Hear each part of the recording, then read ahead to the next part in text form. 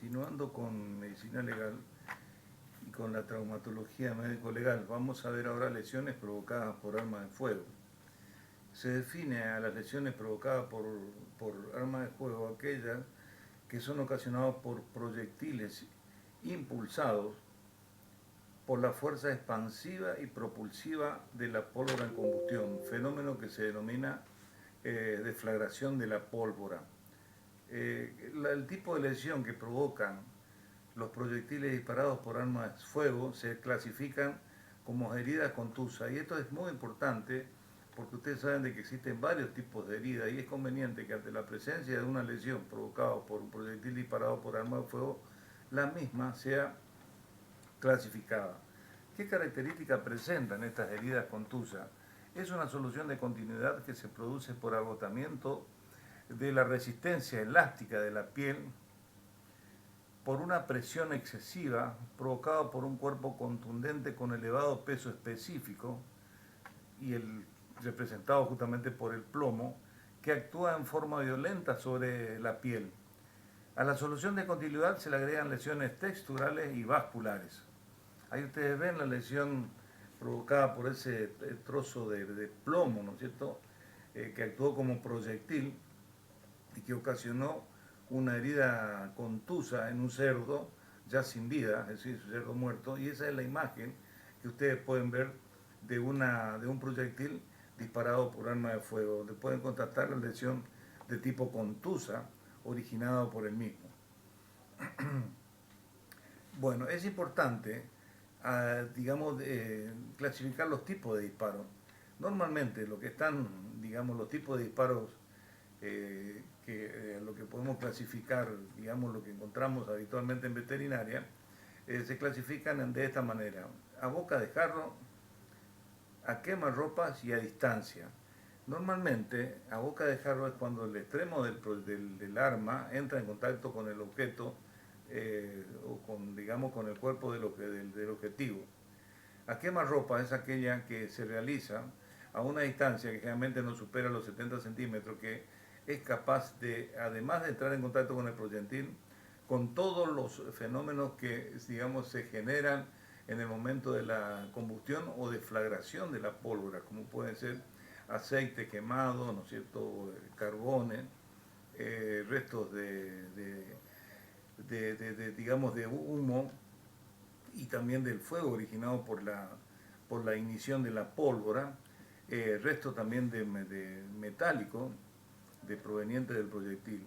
Y miren, y yo le agrego a esas dos clasificaciones de tipo de disparo un disparo que no lo he encontrado escrito, pero que es lo que habitualmente ocurre en medicina veterinaria, que es el disparo a distancia.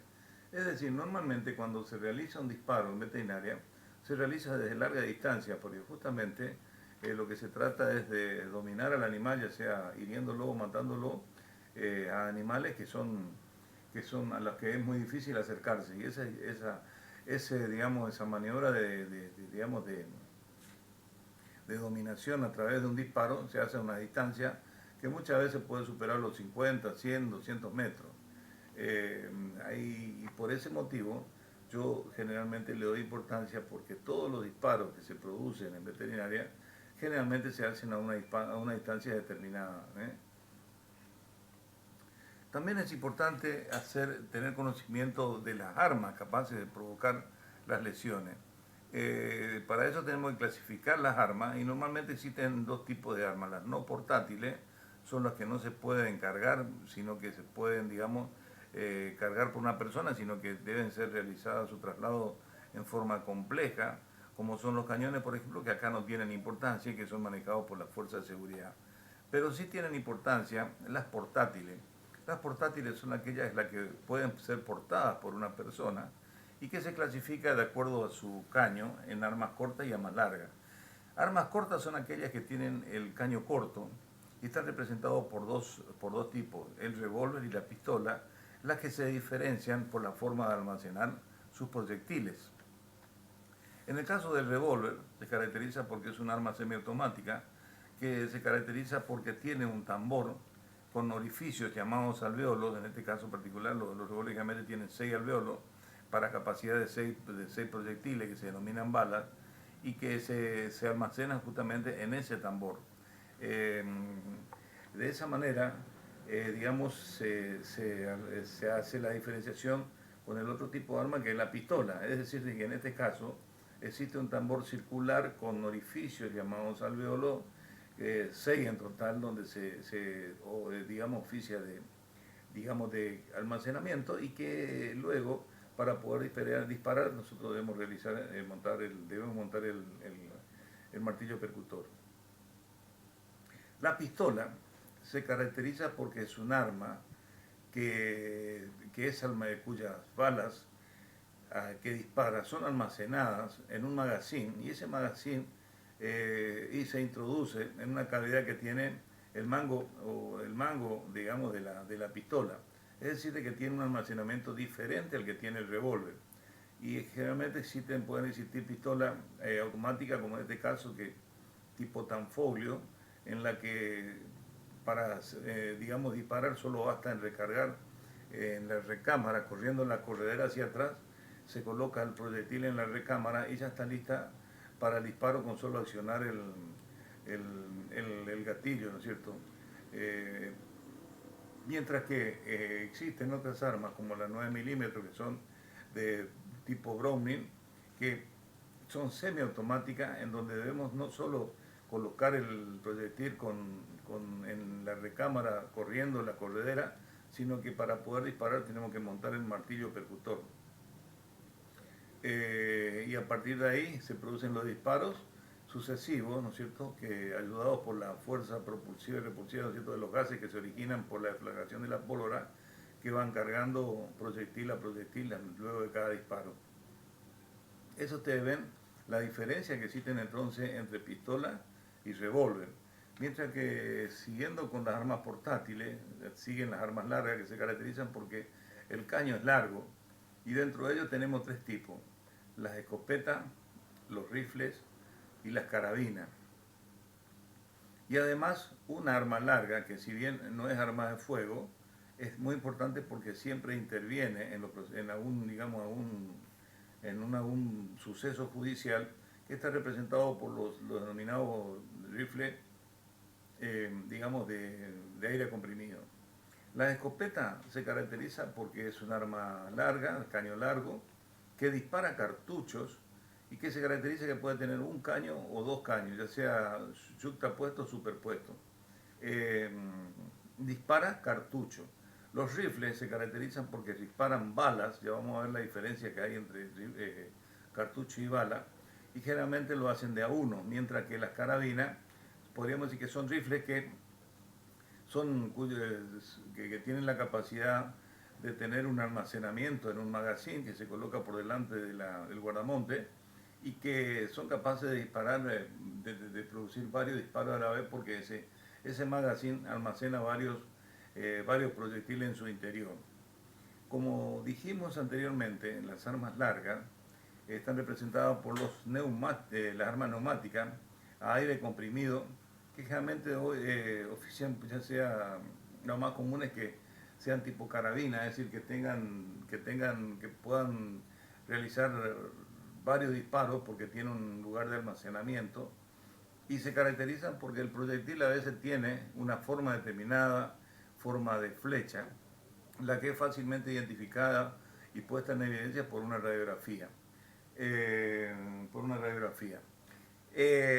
Miren, generalmente el aire comprimido uno cree que es un arma inocua, pero yo he podido ver que se han producido muertes de distintos animales y me ha tocado hacer autopsia fundamentalmente de perros chicos como pequineses, por ejemplo, en donde son atravesados fácilmente el espacio intercostal de los músculos intercostales utilizando este tipo de armas. Por lo tanto, lo debemos tener presente en las autopsias también.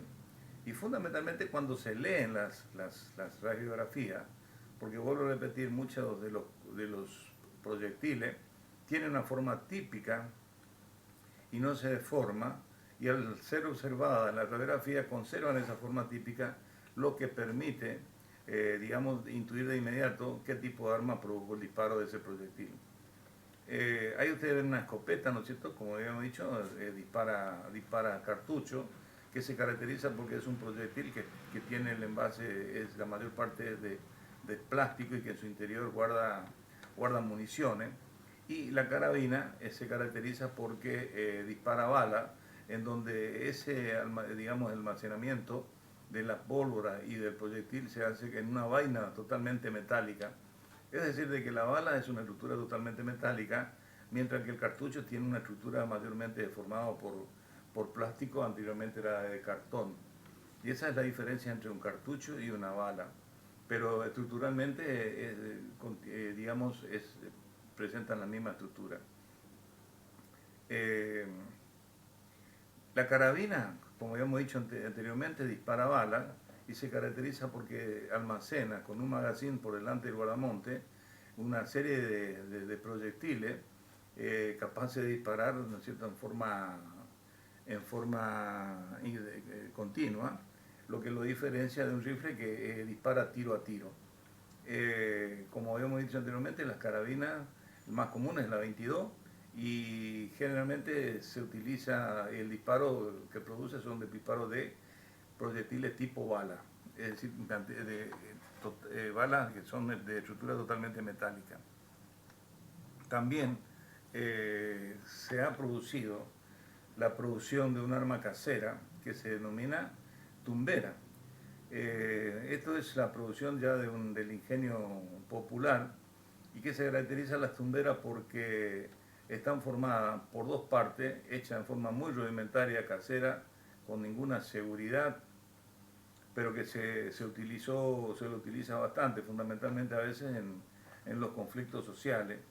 Y está compuesto por dos partes. Generalmente se la fabrican en caño galvanizado, tiene un caño largo de un diámetro menor al otro y que es capaz de contener en su interior un cartucho 28 o un cartucho de un calibre 12 y que se coloca en el extremo posterior que actúa como recámara. Como ustedes ven en la foto, ¿no es cierto? Y se coloca el cartucho en esa recámara que calza perfectamente bien y a mitad de su recorrido tiene soldado un trozo de cañón en forma vertical. La otra parte, la otra parte la otra parte de la tumbera está representado por un trozo de caño que tiene un diámetro mayor, capaz de entrar en forma ajustada digamos, al extremo de la estructura descrita anteriormente y que está soldado, presenta soldado en la parte posterior otra estructura vertical que sirve para manejar esta tumbera.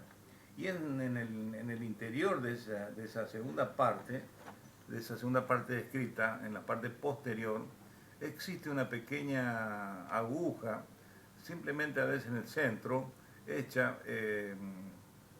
digamos, con un punto de soldadura robusto, que viene a representar la aguja percutora, que es la que en el momento del disparo, que se produce ese disparo, se produce de una manera muy sencilla, se ensamblan ambas partes de la tumbera y se acciona en forma brusca, digamos, el extremo anterior contra el extremo posterior, de tal manera que chocan el culote del cartucho donde se encuentra ubicado el fulminante con la aguja percutora y que a eso provoca la ignición del fulminato de mercurio que está dentro digamos, de la cápsula de ignición o fulminante y de esa manera se desencadena digamos, la deflagración de la pólvora. La verdad que con poca seguridad y sin capacidad de poder apuntar correctamente, pero el disparo logrado por este arma no hay ninguna diferencia que el logrado por una verdadera escopeta. Los tipos de proyectiles, ahora vamos a ver cómo es importante porque ustedes van a tener que hacer autopsia a ver si recoger y saber reconocer, pero no hacer pericia ni dar opinión sobre los proyectiles, porque ese es un área que le corresponde a los peritos en balística. Nosotros nos encontramos, tenemos que hacer es la recuperación de los proyectiles, clasificarlo como compatible con un proyectil disparado por arma de fuego, pero nunca poder hablar de qué proyectil es, a qué arma pertenece, no dar datos del mismo porque para eso se encuentran los peritos en criminalística, que son los peritos en balística, que son los que encargados de hacer el estudio de las mismas, que es una tarea muy, muy importante. Mire, el cartucho, para tener una idea de qué características tiene tanto el cartucho como una bala, es la siguiente. Acá nosotros tenemos un cartucho al que le hemos abierto lateralmente para ver toda su estructura. Como ustedes ven, está representado por un recipiente de plástico, la mayor parte un cilindro de plástico que está cerrado en su extremo posterior por un culote de bronce, que visto en su base tiene una pequeño recipiente que se denomina fulminante, que en su interior existe una sal muy inestable, que es fulminato de mercurio. Es muy inestable porque ante la menor presión entra en ignición. Y eso es lo que se logra en el disparo. Cuando la aguja percutora pega contra el fulminante, como es una sal muy, digamos, inestable, entra en ignición, forma o produce una pequeña llamarada que salen por dos orejas que tiene el fulminante y ya entra en contacto con la pólvora que se encuentra en la base. Y ahí se produce la deflagración de la pólvora, es decir, la explosión de la pólvora, impulsando al contenido que se encuentra en el cilindro. En el cilindro ustedes van a encontrar una copa de plástico y dentro de esa copa de plástico, como conteniéndolo, existen los proyectiles que son de distintos tipos y de tamaño de acuerdo a la fabricación, de acuerdo a la fabricación y al tipo de cartucho. Normalmente algunas veces lo que se hace es realizar la apertura de estos cartuchos, ahí se abre el cartucho y se lo recarga, se elimina digamos, las municiones y se lo recarga con trozos de plomo para aumentarle el poder de choque, para aumentar el poder destructivo que presenta, que son simplemente trozos de plomo de forma irregularmente circular, como ustedes ven acá, con lo que se aumenta el poder destructivo del mismo. Con respecto a las balas, los cartuchos hemos dicho que son disparados por las escopetas, mientras que los rifles, las carabinas, los revólveres y la pistola disparan balas. ¿Qué diferencia hay? Solamente que el recipiente, en vez de ser el recipiente mayor, el cilindro mayor, en vez de ser de cartón, es todo de latón de cobre reforzado y en su interior existen todas las estructuras similares. En el extremo existe digamos, la cápsula de ignición o fulminante y luego la pólvora y en su interior digamos, está en el lugar que ocuparía la copa, está ocupado por el proyectil. El proyectil generalmente está formado por un núcleo de plomo recubierto por un latón latón de cobre. Ahí ven ustedes distintos tipos de proyectiles. Algunos, ¿no es cierto?, los proyectiles la mayoría son núcleo de plomo recubiertos por latón de cobre, pero en otros ustedes ven que existen digamos, el plomo desnudo. Otros existen parcialmente cubiertos por latón de cobre con un plomo del extremo desnudo y un hueco en el medio, que son las llamadas, ¿cierto? Son las balas huecas, y que al entrar en contacto después del disparo, se destruyen o se fragmentan, se aumentan su superficie de choque, se deforman y provocando una mayor destrucción. Acá ustedes ven el núcleo principal que tiene una bala, ¿no es cierto?, el proyectil de una bala. Ven ustedes el núcleo central de plomo recubierto por un latón de cobre.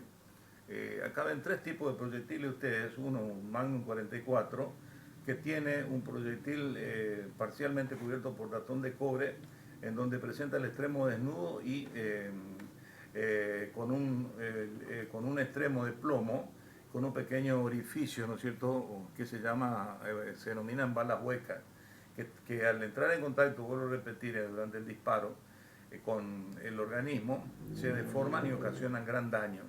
Luego ven otro proyectil, llamado también bala hueca, acá en este caso ven un calibre 38 que consiste en un proyectil recubierto por latón de cobre con un plomo desnudo y el extremo plano. Y por último un proyectil de una 9 milímetros que se caracteriza porque todo el proyectil está cubierto por un latón de cobre a efecto de que garantizar o tratar de garantizar de que ese proyectil entrando en contacto con el organismo no se deforme y no produzca mayor daño, cosa que es difícil. Ahí ven ustedes dos tipos de proyectiles de la Fuerza de Seguridad, es decir, una 9 milímetros, en donde ven ustedes una que tiene la punta oblonga, roma, que es de choque, es para detener, y otra es que presenta una punta aguda, o ojival, que tiene más aguzada la punta, como ustedes ven, y es de tipo perforante. Eh, ya hemos visto nosotros que muchas veces los cartuchos fundamentalmente se abren su extremo, se sacan su contenido y se recargan con plomo o trozos de plomo, ¿no es cierto?, para aumentar el poder de choque. Pero además, en el comercio existen, ya vienen para la venta lo que se denomina proyectil tipo Brenec, que es un trozo de plomo adherido a una, digamos, a una base de plástico, que es la que se reemplaza a las municiones y que sirve, que viene para cada tipo de escopeta. En este caso va para la calibre 16. Fíjense ustedes que tiene una estructura en forma de ala, lo que le da mayor estabilidad durante el disparo. Indudablemente que esto produce una gran destrucción. Es decir, de que esto reemplaza las municiones, tratando de aumentar el poder destructivo. También van a ver ustedes que existen los denominados proyectores antitumulto, o mejor dicho, proyectiles antitumulto, que son lo que son las que se llaman habitualmente cubiertos, tan formados o hechos con posta de goma. Es decir, son calibre 16 al que se reemplaza las municiones de plomo por postas de goma o municiones de goma que están hechas por una aleación especial de goma y plástico. Son muy livianitas, teóricamente para no provocar daño, pero no es tan así. Hay ciertas indicaciones para utilizarla y acá están las indicaciones, fíjense, para su utilización. No disparar a menos de 10 metros, evite apuntar directamente a zonas vulnerables del cuerpo humano y busque el rebote, mantener lejos del alcance de los niños. Esto pongo porque generalmente se pueden encontrar ustedes con algunas lesiones, fundamentalmente en animales, producto de digamos, de los proyectiles tipo antitumulto o posta de goma, en donde ustedes van a ver esta particularidad. Fíjense que disparado probablemente de una distancia bastante cercana, 7-8 metros, produce lesiones contusas en la piel muy particular, y que muchas veces no son perforantes, pero sí interesan todo el espesor de la piel. Originan, digamos, lesiones contusas superficiales, múltiples, que muchas veces nosotros tenemos que tener por lo menos una idea para poder tener también la posibilidad de informar la posible causa de la presencia de este tipo de lesiones, que fueron provocadas, vuelvo a repetir, por proyectiles antitumulto, que son o están representados por municiones de aleación de plomo, una pequeña aleación de plomo y plástico, que teóricamente no es para provocar la perforación, pero sí producen cierto daño en la piel. Lo más frecuente, habíamos dicho nosotros, que los disparos son realizados con escopeta y con rifle a distancia, porque de esa manera es la forma de acceder ante la presencia de digamos, de un animal. Para que ustedes vean, en este caso particular, un hecho de abigeato, desde el lugar donde ustedes ven la flecha roja, se produjo un disparo con esta carabina 22 a esta ternera, a la que se produjo digamos, la muerte, y luego se la trasladó a esa zona de arboleda para poder realizar la faena del mismo. Fíjense, por esto estos son los comportamientos actualmente que se producen. Normalmente también a veces ocurren heridas de bala en rodeos de vaca, en donde para provocar un daño se juntan y se produce un disparo, digamos, al voleo del disparo, y muchas veces no provocan la muerte, sino que producen solamente daño en el animal.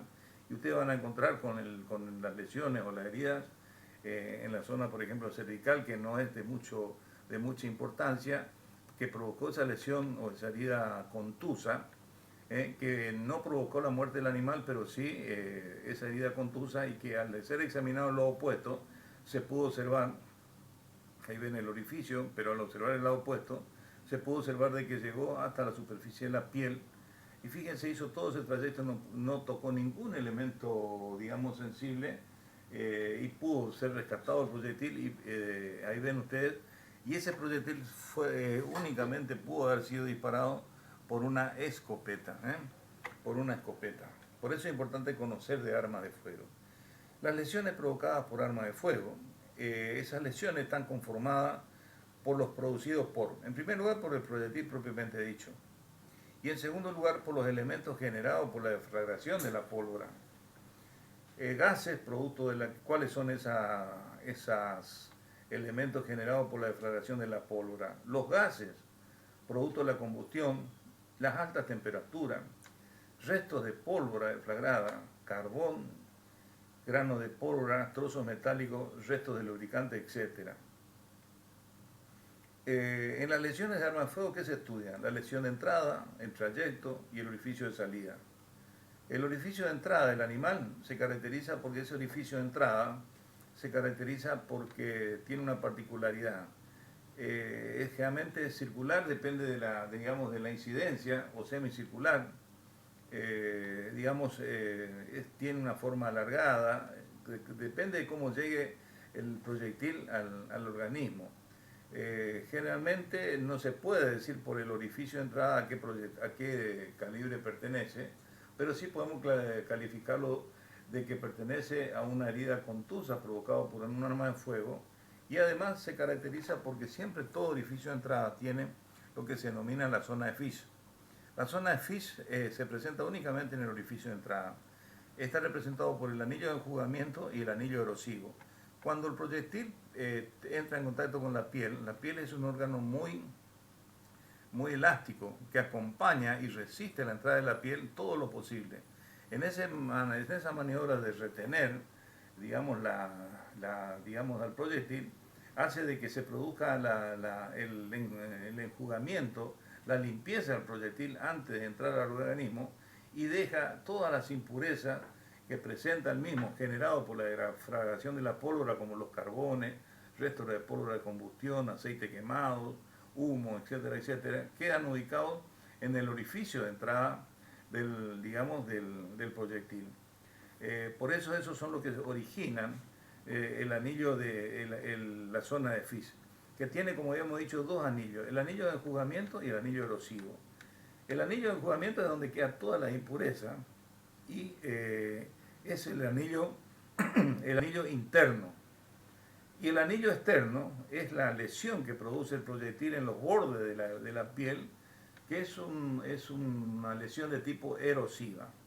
No es fácil encontrar o describir los anillos de Fish en un animal, porque por las características de la piel, la presencia de pelo, la presencia de una pigmentación marcada del pelo, de la piel, hace de que se haga un poco difícil. Pero si ustedes examinan el anillo de Fish si ustedes examinan un orificio de entrada, van a ver de que existen una zona más central que está formado por un colorcito más oscuro mezclado con un poquito de sangre, y esa zona es el anillo de enjugamiento, representado por las impurezas, ese colorcito más oscuro por las impurezas que presenta el proyectil al introducirse a la piel. Y por fuera existe un anillo, que es el anillo erosivo, producto de la acción traumática que produce el proyectil ya limpio sobre las paredes internas del orificio de la piel. Entonces ustedes ven acá el anillo de enjugamiento, que por lo general no es completo, sino que es parcial, como semilunar, ¿no es cierto? Es esto lo que ustedes ven, la zona más oscura mezclado con un poquito de sangre, y la zona, digamos, circular que rodea al mismo es el anillo erosivo. Entonces, el anillo de enjugamiento es la parte central, más oscura, cubierto con sangre, y la parte erosiva es la parte externa. En el cadáver, en el caso de un cerdo, ocurre lo mismo. Ahí ustedes ven de que existe el anillo erosivo, que es la parte más externa del orificio, y esto oscuro que ustedes ven adentro pertenece al anillo de enjugamiento, donde la bala dejó todas las impurezas contaminantes que existían en el momento que se produjo o que contaminaron al proyectil en el momento de la deflagración de la pólvora. Esto es un cadáver de un cerdo y ahí está el proyectil que lo provocó.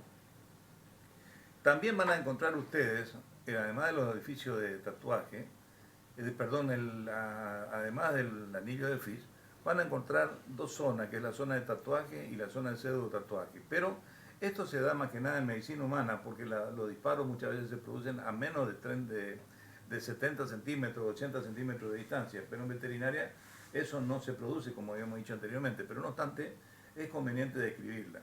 Las zonas de tatuaje están constituidas por restos digamos, de la combustión de la pólvora que se incrustan en la piel y no desaparecen en el lavado. Es decir, de que cuando nosotros hacemos un disparo entre 1 centímetro y 75 centímetros de distancia para una Colt 38, vamos a producir la zona de tatuaje, que está constituido por el resto de la combustión de la pólvora, así todos los carboncitos que se queman, ¿no es cierto?, el aceite digamos, del arma, también los carbones de la pólvora en combustión, restos digamos, de metal, se incrustan en la piel y no desaparecen ante el lavado. Eso es importante, no desaparece ante el lavado. Eso indicaría que el disparo fue producido entre 1 centímetro y 75 centímetros de distancia. El pseudo tatuaje es el depósito de la combustión y humo depositado sobre la piel y la zona anterior, que sí desaparece el lavado porque es humo. Pero ese humo fue provocado, ¿no es cierto?, por un disparo muy cercano de 30 centímetros, que ese humo es, digamos, producto de la deflagración de la pólvora y que desaparece, digamos, desaparece por el lavado. Mire, para que usted tenga un ejemplo, yo saqué del libro de Bonnet, de Medicina Humana, esta foto, publicado en el libro de Bonnet, donde se ve esta imagen donde se observa un disparo en la zona del labio y que se ven zonas oscuras. Esas zonas oscuras están representadas en la zona de tatuaje, producto de la incrustación de elementos disparados por un disparo de una 9 milímetros, que quedaron incrustados restos de pólvora en combustión, que quedaron incrustados en la piel y que luego tuvieron que ser removidos por cirugía.